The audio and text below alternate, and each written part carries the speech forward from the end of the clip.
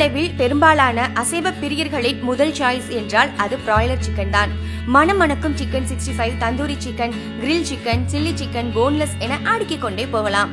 இதன் சுவையால் மக்கள் அதிக அளவு ஈர்க்கப்படுவதால் பிராய்லர் கோழிகளின் தேவைகளும் நாளுக்கு நாள் அதிகரித்துக் கொண்டே செல்கின்றது.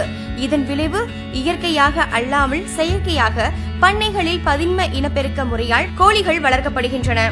அதாவது நாட்டு கோழிகளை போல் அல்லாமல் மின் உஷ்ணத்தால் பொறிக்கப்பட்டு வளர்க்கப்படுகின்றன.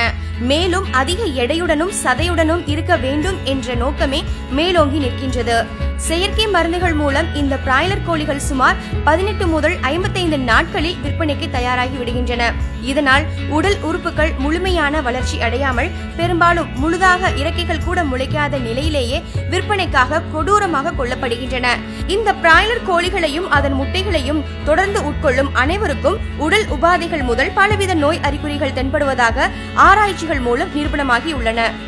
பிராய்லர் கோழிகள் உண்ணும் உணவில் சுமார் 12 விதமான வேதிப்பொருட்களை கலக்கின்றனர். அது மட்டும் இல்லாமல் கோழிகளை நோய்கள் தாக்காதவாறு அளவுக்கு அதிகமான ஆன்டிபயோட்டிக்கை கொடுக்கின்றார்கள். இதன் விளைவு அந்த கோழியை உண்ணும் நமது உடலிலும் அந்த மருந்துகள் பல சிக்கல்களை ஏற்படுத்தி விடுகின்றது.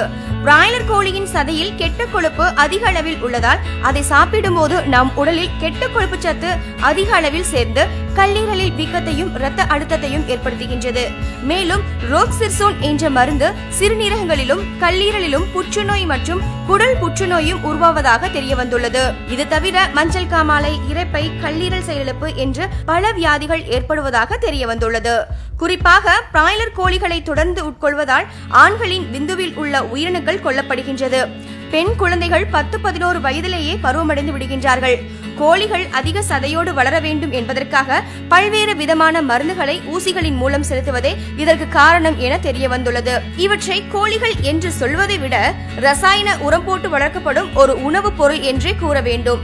மேலும் இந்த தொழில் அதிக லாபம் கிடைப்பதால் பல்வேறு நிறுவனங்களும் போட்டி போட்டுக்கொண்டு களமிறங்கி மக்களை ஏமாற்றிக் கொண்டிருக்கின்றனர்.